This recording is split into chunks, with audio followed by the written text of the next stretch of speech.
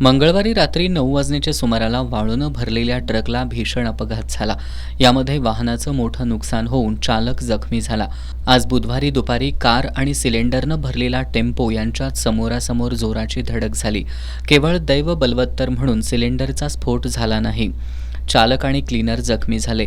अपघात झाल्यानंतर इथं होणारी वाहतूक कोंडी नित्याची बनली आहे. गेल्या वर्षभरापासून या मार्गावर 3-4 दिवसाआड एक मोठा अपघात होतोय.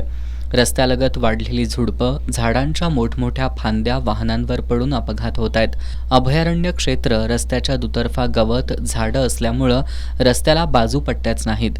त्यामुळं वारंवार अपघात होत आहेत. सार्वजनिक बांधकाम विभागाचा निष्काळजीपणा आणखी किती बळी घेणार असा संतप्त सवाल प्रवाशांमधून उपस्थित होतोय. रस्त्याची क्षमता नसताना या मार्गावरून अवजड वाहनांची वाहतूक सुसाट सुरू आहे. मार्गावरील मोऱ्या, पूल कमकुवत झालेत. मागील महिन्यात निपाणी देवगड राज्यमार्गावर खासगी बसच्या अपघातात एकाला जीव गमवावा लागला. यातील मृताची ओळख न पटल्यानं त्याच्यावर राधानगरीतच दफनविधी करण्यात आले. या मार्गावरील अपघातांचं सत्र थांबताना दिसत नसल्यानं प्रशासन अजून किती बळी गेल्यावर जागं होणार असा संतप्त सवाल स्थानिकांमधून उपस्थित होतोय. एस न्यूजसाठी राधानगरीहून नामदेव कुसाळे.